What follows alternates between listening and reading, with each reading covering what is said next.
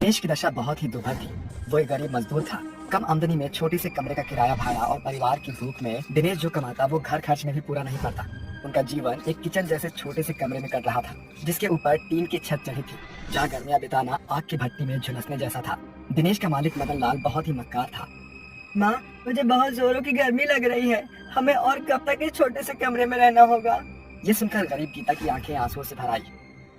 चिंटू बेटा, तू जानता है ये छोटा सा कमरा ही इस भरी गर्मी में हम गरीबों का ठिकाना है। हमारे पास इतने पैसे नहीं है जो हम बड़ा घर खरीद सके। माँ, हम इतने गरीब क्यों हैं? चिंटू के इस सवाल पर गीता पूरी तरह चुप हो जाती है। तभी उसकी सास सुधा बातों को संभालते हुए बोलती है, अरे चिंटू बेटा, किसने कहा कि हम गरीब हैं? छोटा ही सही मगर हमारे पास कमरा तो है, वरना इस दुनिया में कितने गरीब ऐसे हैं जिनके सर पर इस गर्मी में छत भी नहीं है जो उन्हें छांव दे सके। अच्छा गीता, मैं काम पर जा रहा हूँ। सुनो जी, मदन लाल से थोड़े पैसे ले आना। शाम को खाना बनाने के लिए एक दाना भी नहीं है। घर की जिम्मेदारियों के बोझ के साथ दिनेश काम पर निकल जाता है। सभी मजदूर मदन लाल की निगरानी में बड़े बड़े घर बनाने का काम करते थे। दिनेश भी उन्हीं में से एक था। दिनेश, तू कहाँ रह गया था? मदन लाल तुझे पूछ रहा था, चल काम पर लग जा। दिनेश बिना देरी किए सीमेंट बालू बनाने लगता है। अभी देखते देखते घनी धूप छा जाती है। ऐसे में दिनेश पूरी तरह से पसीने से भर जाता है, मगर घर में खिली गरीब हालात उसकी आंखों पर नाचता रहा और उसने दिन भर मेहनत किया। अरे दिनेश, खाना नहीं खाएगा क्या? एक दोपहर ढल गई है, चला जा खाना खा ले। अरे नहीं गोपाल, तू खा ले, मुझे काम करना है। दिनेश दिन भर खून पसीना बहाकर गर्मी में मेहनत करता है। देखते ही देखते शाम ढल जाती है। मालिक, मुझे थोड़े पैसे दे दीजिए, गर्मी बहुत बढ़ गई है, घर के लिए पंखा खरीदना है। अरे गर्मी क्या तेरे अकेले के घर के लिए बड़ी है? ये पकड़ 150 रुपए। आज तू आधा घंटा देरी से आया है, इसलिए तेरे 50 रुपए काटे हैं मैंने। अब खड़ा क्या है, चल थोड़ी यहाँ से। इस तरह गरीब की मजबूरी का फायदा उठा मक्कार मदन लाल उसके हक के पैसे मार लेता है। दिनेश उदास मन से घर आता है, जहाँ गीता कमरे के कोने में मिट्टी के चूल्हे पर भारी गर्मी में खाना बना रही थी। वही नन्ही सी मुनिया गर्मी में बस बिलखे जा रही थी। ऐसे में चिंटू किताब से अपनी नन्ही सी बहन को हवा कर रहा था। दादी दादी, देखो ना, मुनिया गर्मी से खूब रो रही है। मुझे भी बहुत गर्मी लग रही है दादी। ऐसा बोलते हुए चिंटू गर्मी में बेहोश होकर गिर जाता है। इसे देखकर सुधा और गीता फूट फूट कर रोने लगते हैं। चिंटू उठ बेटा, उठ ना। माँ जी देखिए ना, चिंटू आंखें क्यों नहीं खोल रहा है? बहू, लगता है गर्मी चिंटू के सर पर चढ़ गया है, इसे अस्पताल ले जाना होगा। माँ जी, आप मुनिया के पास रुकिए, मैं चिंटू को अस्पताल ले जाती हूँ। गीता भरी आंखों से रोते हुए चिंटू को गोद में उठाकर भरी गर्मी में नंगे पांव अस्पताल भागती है। डॉक्टर साहब, मेरे बच्चे को बचा लीजिए, ये आंखें नहीं खोल रहा। ठीक है, जगह पहले काउंटर पर कैश जमा करवा दीजिए। मगर मेरे पास पैसे नहीं है। पैसे नहीं है तो यहाँ क्यों आई है मुंह उठाकर? ये खैराती अस्पताल नहीं है। गार्ड, बाहर निकालो इसे। डॉक्टर की एक धौंस पर गार्ड बड़ी ही बेरहमी से उस गरीब माँ को उसके बच्चे के साथ घसीट बाहर फेंक देता है। हे भगवान, मुझ गरीब की मदद कर, वरना ये गर्मी मेरे बच्चे को खा जाएगी। अचानक गीता के आंसू चिंटू के माथे पर पड़ते हैं और वो होश में आ जाता है। माँ, तुम क्यों रो रही हो? माँ, चिंटू, तू उठ गया मेरे लाल। मुझे लगा मैंने तुझे खो ही दिया। चल घर चलते हैं। घर आकर गीता काम में लग जाती है और भरी गर्मी में पसीना बहाकर सभी के लिए खाना बनाती है, जिससे कमरा गर्मी से भर जाता है, जिसकी वजह से पूरा परिवार पसीने में भीग जाता है। गीता बहू, खाना बना कि नहीं? सभी भूखे हैं। अगर देरी है तो हम बाहर से हवा खाकर आते हैं। खाना बन गया है माँ जी, बस लाई। जैसे ही गीता सभी के बीच खाना परोसती है कि अचानक से बिजली चली जाती है। ऐसे में मुनिया जोर जोर से चिल्लाने लगती है, हे राम जी, इस निगोड़ी बिजली को भी अभी ही जाना था। बहू, लालटेन जला कर ले आ। इसके बाद गीता लालटेन जला देती है। भारी गर्मी को देखकर सभी की भूख मर जाती है और जैसे तैसे सभी आधा अधूरा खाना खाकर उस कमरे में सो जाते हैं। हे भगवान, एक तो ये गरीबी और ऊपर से ये गर्मी की मार हम जैसे लाचारों को जीने नहीं देती है। भला इस सकेती में कैसे सोया जाएगा? अरे गीता, तुम सभी सो जाओ, मैं तुम सभी की हवा कर देता हूँ।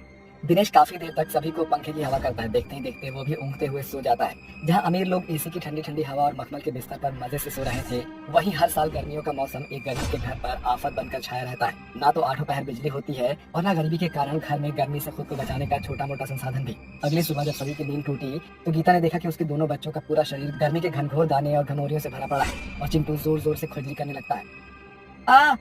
माँ, मुझे बहुत जोरों की गर्मी लग रही है, खुजली भी हो रही है। पिताजी, पिताजी एक नया पंखा खरीद लाइए ना। कब तक हम इस एग्जॉस्ट की गर्म हवा खाते रहेंगे? बस बहुत हो गया। मेरे रहते मेरे बच्चों का ऐसा हाल मुझसे बर्दाश्त नहीं होता। अब चाहे मुझे कितनी भी मेहनत क्यों न करनी पड़े, मैं अपने परिवार को इस सकेती से निकाल कर ही दम लूंगी। अपने बच्चों को ऐसे बिलखता देखना मेरे लिए मर मिटने जैसा है। ऐसा कहते हुए गीता भारी गर्मी में काम की खोज पर निकल जाती है और करुणा नाम की एक भली औरत उसे काम पर रख लेती है। बहुत ही जल्दी करुणा गीता से घुल मिल जाती है। तो बताओ गीता, तुम्हारे घर में कौन कौन है? मालकिन, घर तो हमारा है ही नहीं, बस एक छोटे से किराए के कमरे में जिंदगी कट रही है, जहाँ भरी गर्मी में मेरे दो छोटे छोटे बच्चे, सास और पति बड़ी मुश्किल से रह रहे हैं। सच कहूँ तो मेरे घर से बड़ा तो आपका किचन है। हम गरीबों की जिंदगी भी बड़ी अजीब है मालकिन। सारी जिंदगी हड्डियाँ गलाकर कमाने खाने में गुजर जाती है और पूरी जिंदगी झोंक कर भी एक गरीब एक गज जमीन भी नहीं खरीद पाता। ऐसा कहते हुए गरीब गीता की आंखों में आंसू झलक आते हैं। इसे देखकर करुणा उसे तसल्ली देते हुए कहती है, चिंता ना करो गीता, मैं तुम्हें अपनी सभी सहेलियों के घर पर बर्तन सफाई का काम लगवा दूंगी और तुम्हें जल्दी छुट्टी भी दे दिया करूंगी, जिसे तुम अच्छा खासा कमा सकोगी।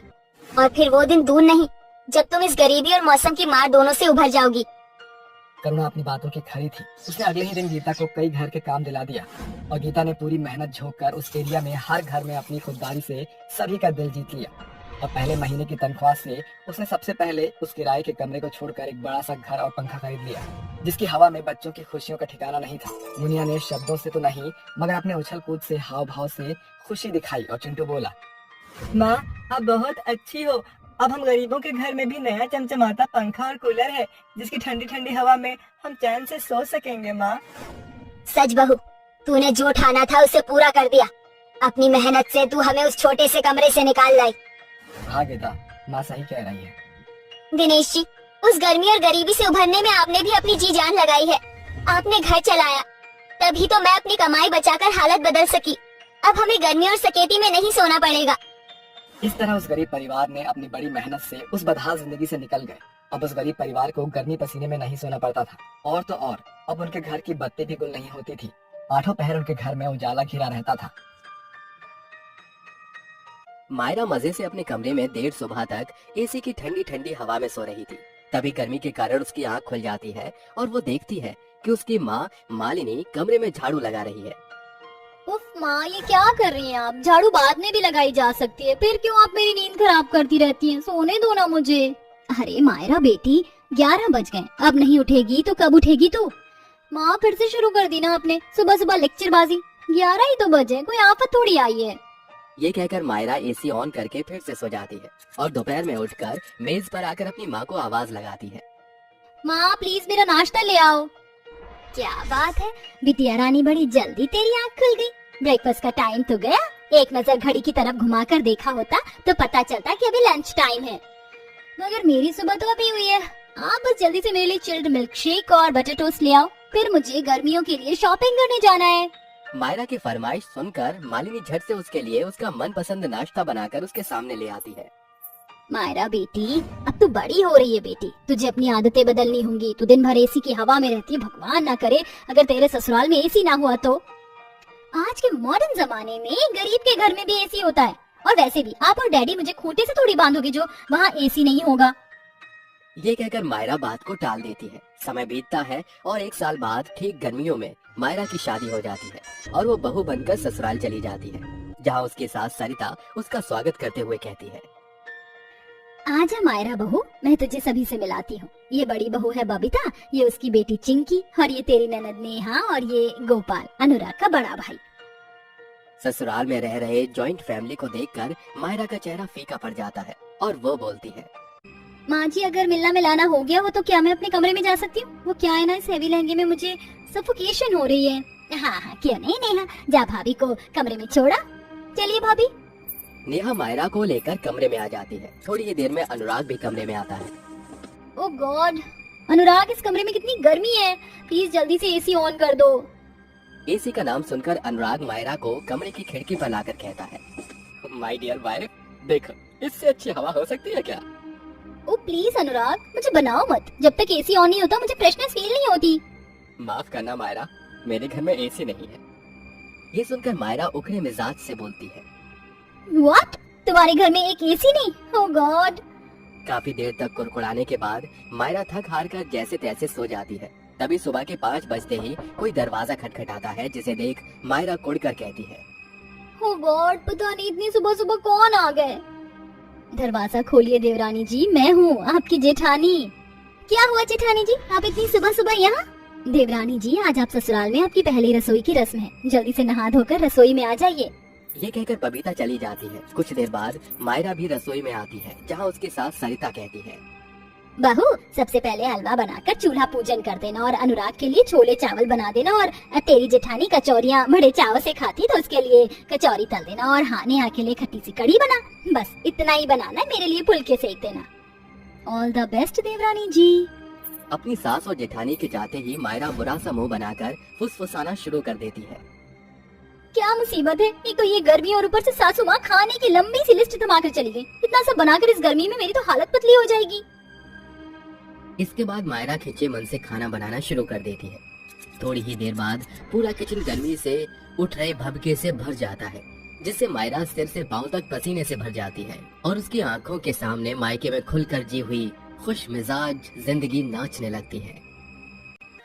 मायरा अपने कमरे में बैठी पास्ता खा रही होती है, तभी अचानक ओह गॉड, इस पास्ते में तो बिल्कुल भी नमक नहीं है। लगता है माँ नमक डालना भूल गई। मायरा कमरे से उठकर पास्ते से भरी प्लेट लेकर जैसे ही किचन में आती है तो तड़के की छोंक से वो जोर से छींक पड़ती है। तभी मालिनी उसकी पीठ सहलाती है। मायरा मेरी बच्ची, तो ठीक तो है, कुछ चाहिए था तो मुझे बुला लेती। ओह गॉड माँ, किचन में कितनी गर्मी है, मैं तो कहती हूँ आप भी बाहर चलो। बेटी, अगर हम हाउसवाइफ अपनी जिम्मेदारियों से मुंह मोड़ लेंगी तो कौन संभालेगा हमारी जिम्मेदारी। तू जा, मैं नमक डाल कर लाती हूँ। अचानक सीटी की आवाज से मायरा अपने मायके की यादों से बाहर उभर आती है, जिससे उसकी आंखें आंसुओं से भर जाती हैं और वो बोलती है, पता नहीं माँ इतनी गर्मी में इतना सब कुछ कैसे करती थी। इसके बाद मायरा पहली रसोई में बनाया हुआ खाना अपने ससुराल वालों को परोसती है। अरे वाह मायरा, खाना तो काफी अच्छा बनाया है तुमने।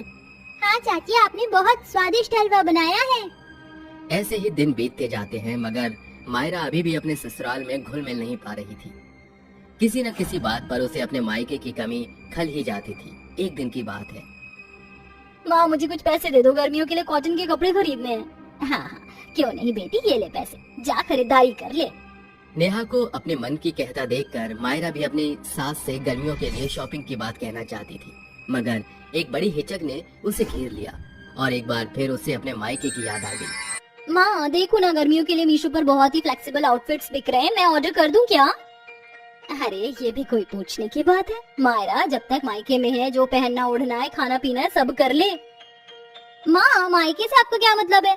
मायके से मेरा सीधा मतलब ये है बेटी कि जितने खुले मन से तू अपने मन की बात माँ के आगे रख पाती है, ससुराल जाने के बाद तू एक हिचक से भर जाएगी। वहाँ तुझे हमेशा 6 मीटर की साड़ी में रहना होगा।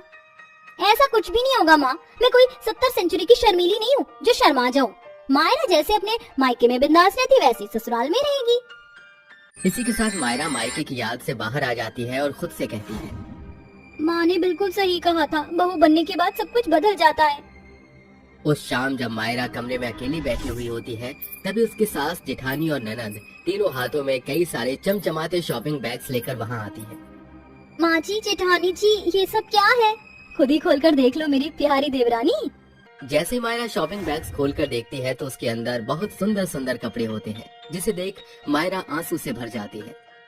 माँ जी ये सब कुछ तेरे लिए है बहू। मैं तेरी आंखों में झांक कर बस तुझे समझने की कोशिश करती रही और तुझे अपने मायके की यादों में खोया हुआ पाया। बहू तेरा ससुराल तेरे मायके की तरह हाई फाई तो नहीं, मगर हाँ हमसे जितना बन पड़ेगा हम करेंगे। तुझे ये साड़ियाँ पहनने की आदत नहीं है, इसलिए तुझे इस गर्मी में जो पहनने का जी करे वही पहनना।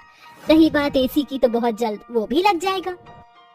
माँ जी मुझे एसी नहीं चाहिए, मेरे ससुराल वाले मुझे समझते हैं, मेरे लिए यही काफी है, मैं खुश हूँ। उस दिन के बाद से मायरा अपने ससुराल में पूरी तरह से घुल मिल कर रहने लगती है, जहाँ उसकी जेठानी बबीता किचन में हमेशा उसका हाथ बटाती। अब मायरा को किचन में गर्मी का एहसास नहीं होता, न उसे अपने मायके की कमी महसूस होती।